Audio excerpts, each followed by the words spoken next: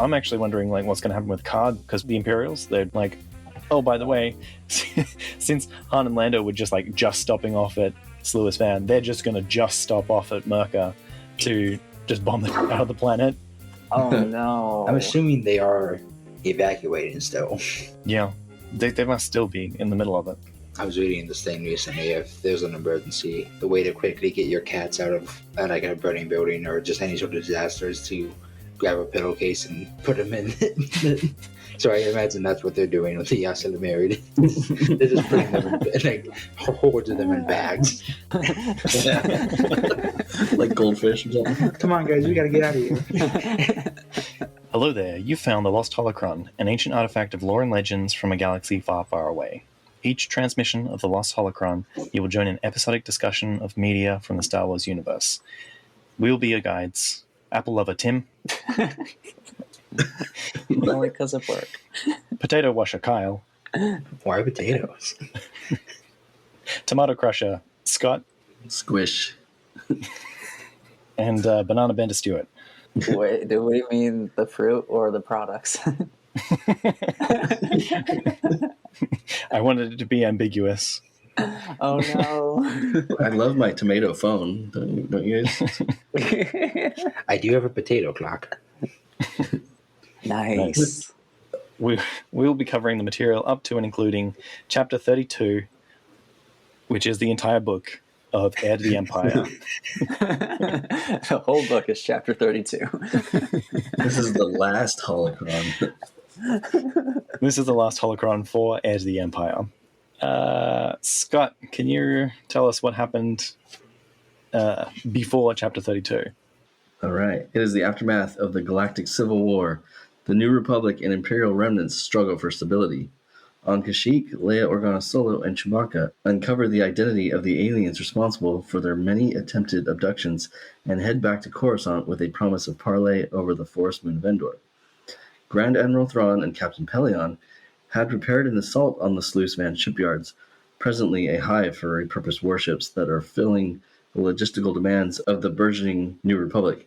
Using prototype cloaking technology, a freighter positions itself among the skeleton crew warships to unload a swarm of mole miners and TIE fighters intended to board and hijack them. Wedge Antilles is already running escort to one such freighter, Larkess, and engages the threat forthwith. The Millennium Falcon, having just arrived from Merker, also engages the swarm of TIE fighters. Han, Solo, and Luke Skywalker identify the mole miners as the ones stolen from Lando Calrissian's mining operations on Niklan. Injured though he is, Lando uses his override codes to disable the hijacked warships, though in the process leaving them all but destroyed. Thrawn graciously admits defeat to Pellaeon, edifying him on the importance of keeping the long game in mind. All right, Mr. Potato Head, what happened in Chapter 32? Lando's override of the mole miners has brought a quick end to the assault. However, with the capital ship's report withdrawn, the remaining Imperial forces prove obstinate, with many space troopers willing to act as suicide bombers rather than assent to the call to surrender. The captain of the Larkess voices the bleak outcome of the battle. This many Depacary warships is going to be hard to spin as a victory. Han receives a call from Leia. Akbar has been arrested for treason. Han will head immediately to Coruscant with Luke, just a few hours behind, as soon as his X-Wing is able. To be continued. Guys, we made it. We made it through. We did it. This is the end. Heir to the Empire. My heart sank I always when knew. Akbar was arrested. I knew it, though. I knew he was a traitor. God damn And it. you was a traitor? He was the trap all along. He was the heir to the Empire. Oh. I'm a trap. I'm a trap. I've been trapped. I've been trapped. Yeah, I think I remember us just like joking about a civil war, and then it became like, and then it's like an actual thing now. Yeah. And I was like, oh wow, Yeah. this is for real now. Yeah. What do you think the charges are? Like, what exactly is his... how is he culpable to treason. Pocketing money for as many kids. Hush money. Yeah. They're like, please leave the military. You just keep sending them thousands of credits. Shut up. Man, I don't know. I I mean- can't pick up on any clues. Yeah, I mean, it could just be anything. I'm sure it's planted evidence, and it could, it could be something that we have nothing about because we haven't gone too far into the politics of, what the Alliance is trying to do right now. I mean, we do know that the Imperials have spies in Coruscant at the moment, so possibly, it is planted evidence there, or, well, we don't think he's guilty, do we? No, Never. He's not giving evidence to the Imperials? he's been so deep at this point. For him to be a traitor now would be ridiculous. Yeah, it would be a complete about face for the character, and I would not buy it. I guess then the other question is, Failure's doing, or is this the work of Imperial spies? I think it could be either. Which one's more exciting? It's that one lady, Leia's friend, Snow. Winter. Winter. Guys, it is late. Just give us all the clues. We like to guess at stuff. That was the funny thing. You knew exactly who I was talking about. Snow is pretty close to winter. Yeah. We're winter stands here. We brought her up more than the book. Right. Yeah. I totally think it could be either one. I think Failure would be more interesting. Yeah. Actually, no, that would feel like a trope. What would? Failure planting the evidence, like a political rival. Yeah. We did get like an update. I can't remember how many chapters back, but there was an update. It was during the chapter right before Han and Nando went to go see Card, Oh. where they got like a semi-encrypted message. Oh. Trouble with the kids. Trouble with the Trouble kids. with the Yeah. kids. And the neighbors and such. Yeah, I don't know. It was just like a little bit of a wrap up. I mean, clearly there's loose ends still to clear up, and we're going to find out what's up with the Nokiri. We're going to get a little more political intrigue, I'm assuming, in the next one. Because now it seems like, if Akbar is not actually committing treason, it means somebody is close enough in the political field to be planting that kind of evidence. Yeah. I mean, we did do a 6 degrees of Emperor Palpatine a few chapters back when it was like, well, if you're going to have to vet this person, you also have to vet like almost 100 other people once you start stepping out on people that are in the council, their aides, the people that they liaise with as well.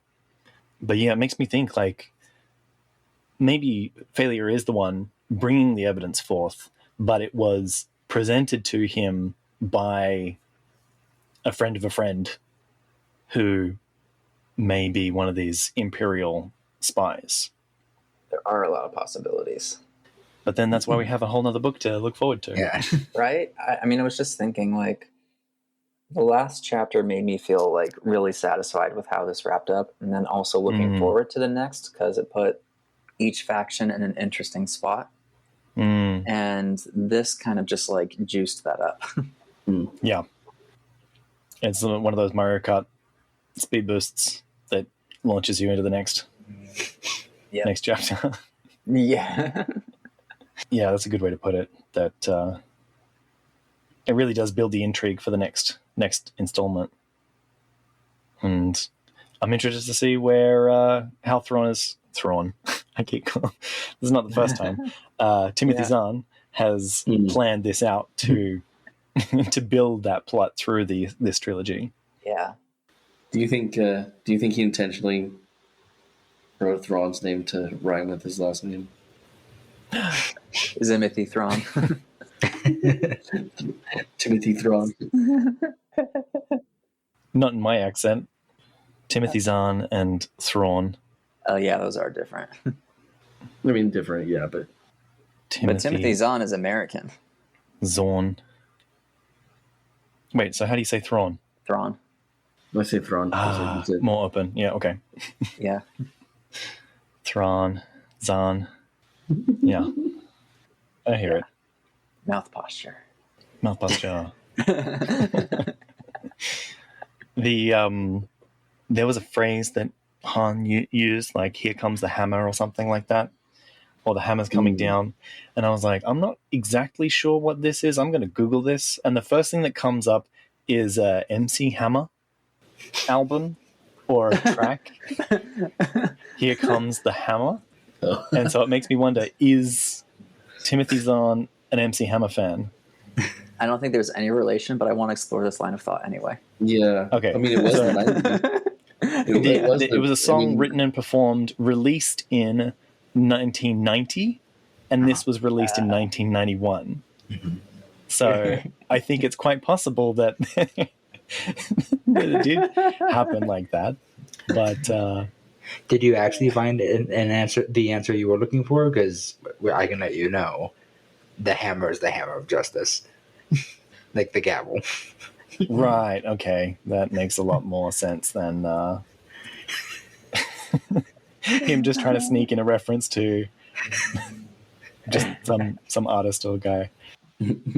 Super fun thought, though. Oh, yeah. Yeah, just the timeline of that was like, that came out the next year. He would have been writing this at the same time. The connections.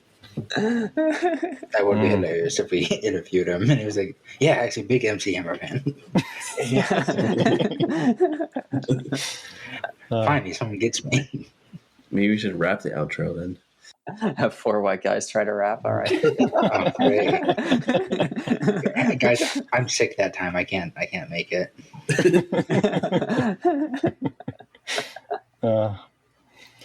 We mentioned in chapter 30 about the suicide mission of the people on Merca doing the cleanup, and now the space troopers are just obstinately going around the battlefield, just trying to make as much damage before they get blown up. Like, what do you think the Imperial culture is like? Not good. Yeah. I imagine they're told that if they are captured, whatever's going to happen to them is way worse than dying. You think there's like some propaganda against the democracy spreading New Republic? Oh, I'm sure. I guarantee there's propaganda. Oh, Something I'm wondering is like, I feel like fascist movements typically have some kind of cause for them all to rally around, and it usually involves defending some particular form of identity. And I'm struggling to think of what exactly that looks like for the Imperials. Like, what are they trying to defend? Yeah. Because we get like bits and pieces there. Obviously, we see there's like preferential treatment for humans in the Empire. But if there's any like anti-alien propaganda, it's usually not covered very much. No. Or anti-non-human propaganda. Yeah, it's not something we've seen so far. I mean, the one thing that I feel like has been touched on, maybe, is stability. Political stability is what they are fighting for.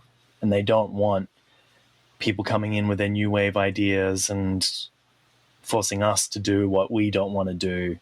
Everybody liked the way that we forced everybody else to do things. So let's keep that going. Yeah. So that's kind of what I feel like is going on there. But okay, so this is taking the prequels into account in this interpretation, which were not a thing at this time, unless George Lucas talked a bit to Timothy Zahn. But I guess I feel like it was ultimately just an entire ego power trip by Palpatine. And he just threw whatever was out there that would stick and make people support the thing. And so that makes me also think about like this resurgence of the Empire by comparison, and how effective is it going to be? Well,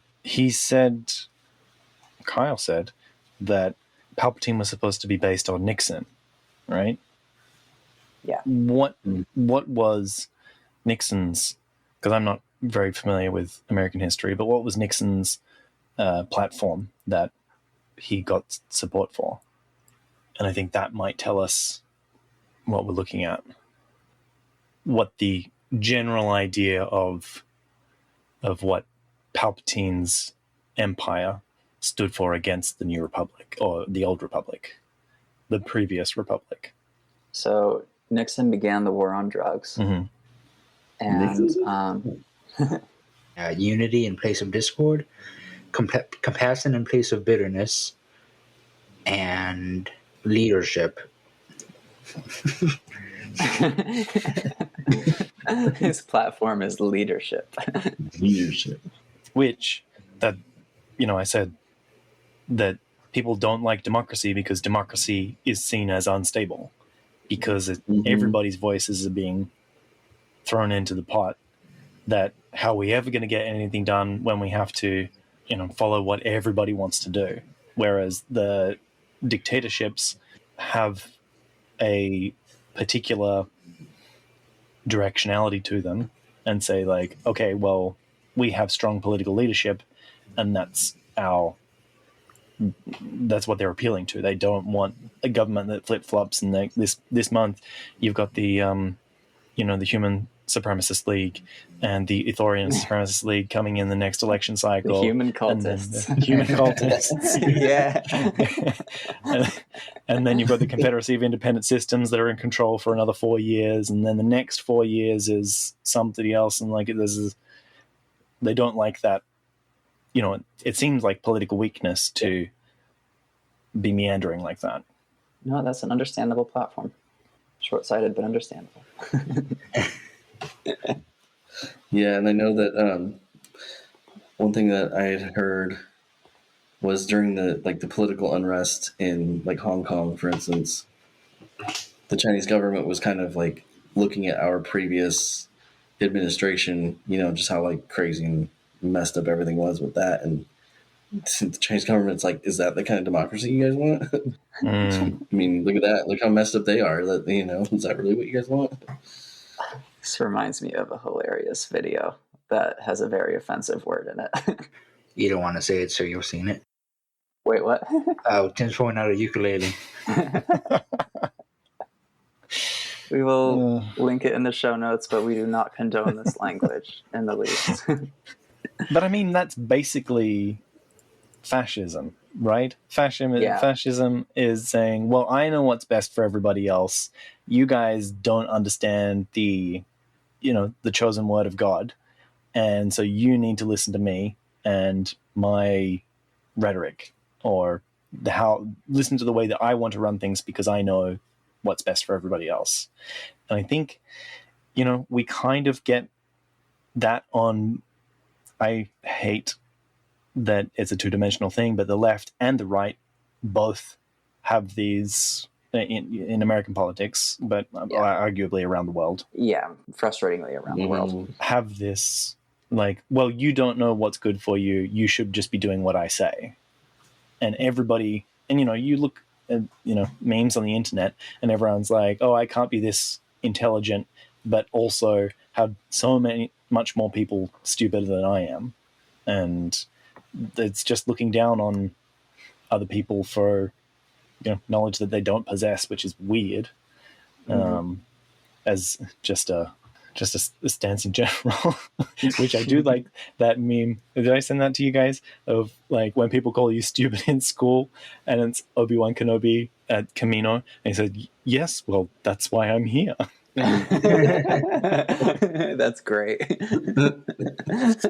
So, I feel like it's extremely short-sighted and a very short path to authoritarianism when you say that, well, other people don't understand what's good for them.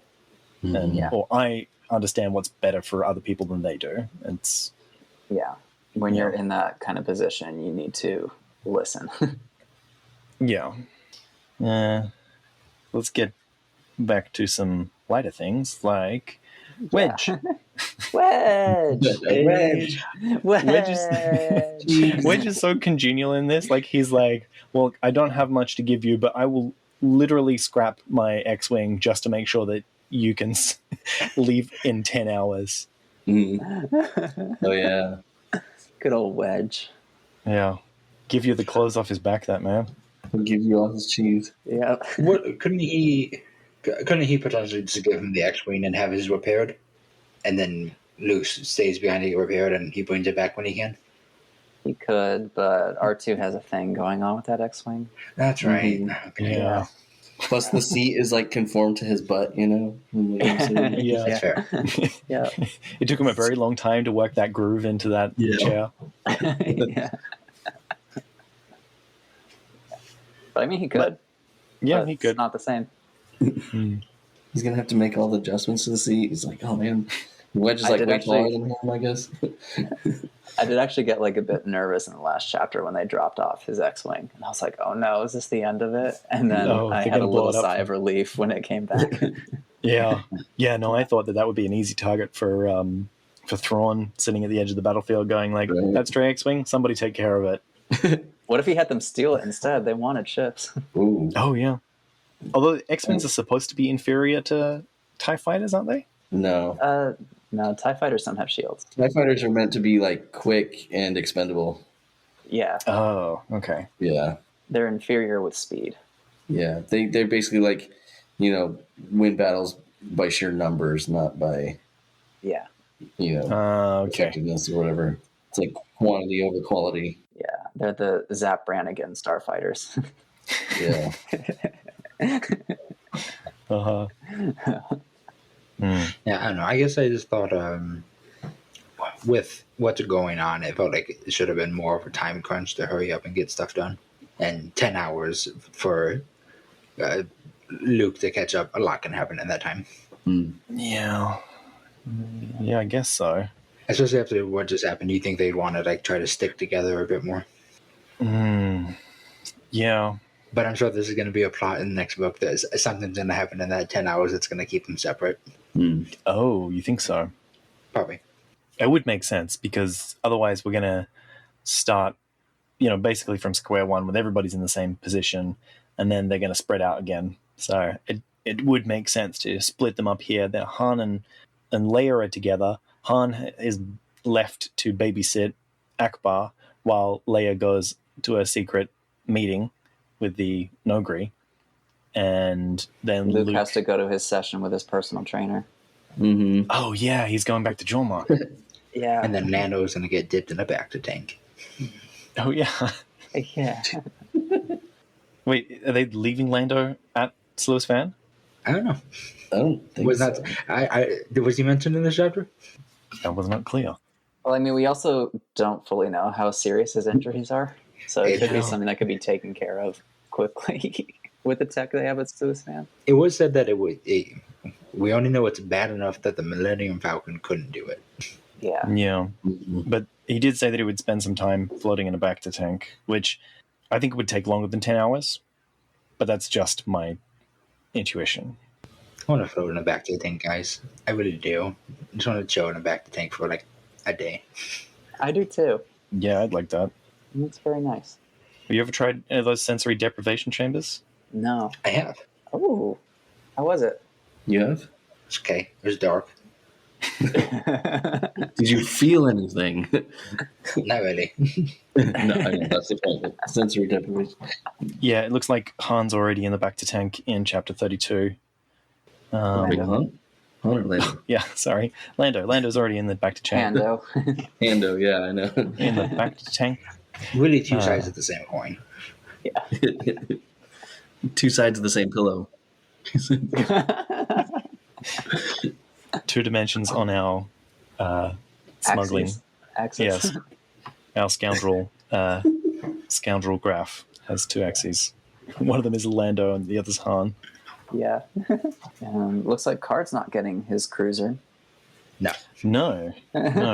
It's quite quite convenient that because he was thinking of betraying them, I wonder if that's going to come back and be like, oh yeah, by the way, you still owe me a cruiser. It's like, no, you've evacuated already, mate. You don't need that cruiser anymore.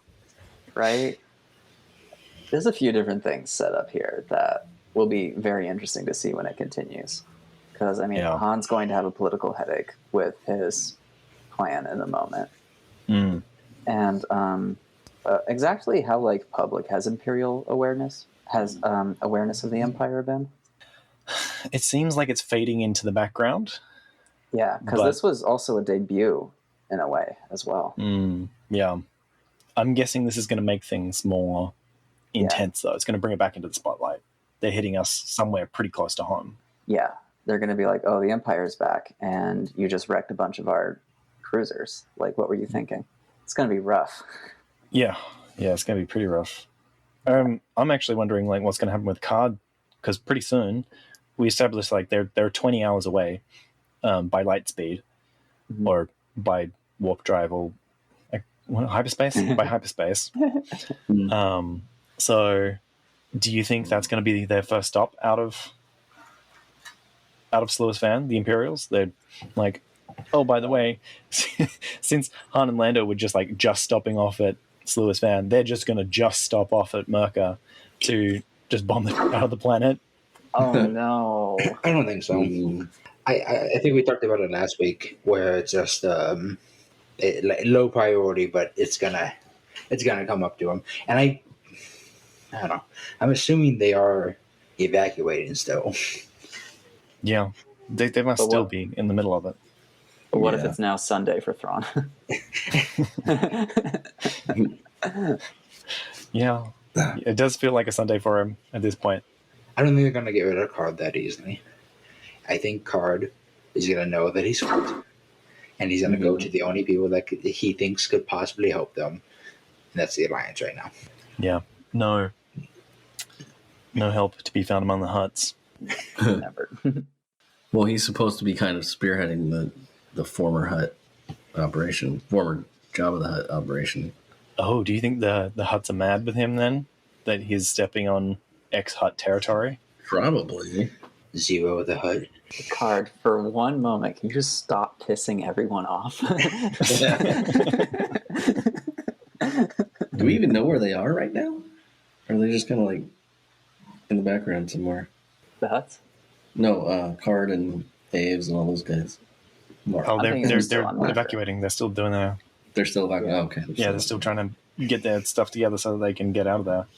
Okay. I thought maybe at this point they had already done all that, but yeah. He's got a lot of nice furniture to pack up. Yeah. So he's got to gather up all those lizards. He's got a big right? He has to wrangle his lizards. He needs a Star Cruiser so he can fill it full of lizards. Yeah. And do you think he's going to take that tree as well? Yeah. From the middle of the grand room? Oh yeah, I would. How else is he going to intimidate Luke? He's like, damn it, Han, where are you with that calamari cruiser? Apparently all you need to intimidate Luke is some indoor plants. This dude's got a fight because he must be evil. There's I was reading this thing recently. If there's an emergency, the way to quickly get your cats out of a burning building or just any sort of disaster is to grab a pillowcase and put them in. So I imagine that's what they're doing with the Yasala married. They're just putting them in, hordes of them in bags. Bags. Like goldfish or something. Come on, guys, we got to get out of here. Well, guys. What do you guys think of the book? Overall, what are your impressions of Heir to the Empire? I really enjoyed it. Yeah. I think it was a very good addition to Star Wars, and it felt like it was a very worthy sequel to Return of the Jedi back then in the 90s. I don't feel quite the same. Because it still feels not quite Star Wars to me. I think that's just because the way it approaches the Force doesn't really align with how I think the Force is in Star Wars, namely the Asala Miri. But I think everything else is a bit more of a harder sci-fi than we typically get from Star Wars, and I really, really like that. Yeah, me too. Yeah, I really enjoyed just the events that happened Just kind of the cat and mouse game with Thrawn and the rebel, or not rebels, but at this point, but the New Republic, and I thought that was really good, and it felt very Star Wars. But yeah, like what you're saying about the Force, it does feel like Timothy Zahn kind of had a little bit different interpretation, kind of his own interpretation, I guess. Yeah, I wonder how we're going to see that come in the next 2 books. How the Force comes back to maybe give you a bit more of those Star Warsy feels. I definitely want to see more of Jerus, not just because of his abs, but because of the Force. Yeah, Kyle. Oh, I was saying I'm excited about it. So, I mean, I've read a lot of the new canon stuff, and this is the first old canon book that I've gotten into. And besides slight spoilers that I am trying to forget, I am really excited about some of the new stuff that's the new to me stuff that's being talked about. Do you find there's a different feel between the new stuff and the old stuff? Definitely. There's more of there's a bit of a looseness. Like, you can tell that this is written by somebody who knows any of this could be overwritten. A lot of the new canon stuff does feel more like coherent and solid. Right. Do you have a preference for that kind of feeling? No, not really. Both very enjoyable. What do you think, Stuart? Oh, this was like my introduction to Star Wars books in general, and I thoroughly enjoyed revisiting this. It's been wonderful, and to visit in this format with you guys has been. I didn't think that I could have had a better experience coming back to this. Awesome. Yeah, I'm super stoked with this, and I'm excited to see the next book. See where this all keeps going. So many things to look forward to. Find out next time on The Lost Holocron. I do know there was one thing. One of the things that I did spoil for myself because I read that stupid Leia's lightsaber wiki for Leia's lightsaber. Yeah. I can't wait to complain about it. It is. Oh, that'll be interesting. All right, I'm intrigued. Very intrigued. All right. Last thoughts. Final thoughts for this book, even? I am so far pleasantly surprised by this excursion into the EU for me. And yeah, of course, there are things I'm not a big fan of, but there's also a lot I like. Yeah. And ultimately, I just like experiencing new things, and Star Wars is pretty much an endless source of fun. Oh yeah. I really can't think of any Star Wars things that make me like not have fun, honestly. Yeah, me neither. Like, we complain about this stuff. Holiday special comes close, but even then, there's very special moments. What about the Ewok movies? Very special place in hell. Oh, I need to see the Ewok movies. Actually, I've seen the animated series, but not the movies. Yeah. What about the animated series Droids? Yes, I loved droids. I saw a custom lightsaber that was in the droid's color scheme, and I was really tempted to pick it up. Ooh. Yeah. Apparently your cat likes this book too. Not a fan. All right. If you, the listeners, have made it this far, thank you so much for your engagement and sticking with us. Yeah, seriously. We are very excited to get into the next book with you guys. Just a reminder, we're going to be taking a little break after this one, but I'm sure we'll be back soon. We're going to have a meeting after this to discuss how long that break will be. We are not leaving you forever. Nope. This is not the last holocron. I was just joking last time. Yeah. It would be really funny if we just never posted again. No. No. Guys, we're going to be right. Oh, so rude. And then we never get approved for season 2. No. We never approve ourselves for season 2. Right. Yeah. The funding just wasn't there. Quick, head to our Patreon. Yeah. Speaking of which, our Patreon. Quick. We need to build our Death Stars. We've got Yes. We've got 2 Death Stars and another podcast to be making. Yeah.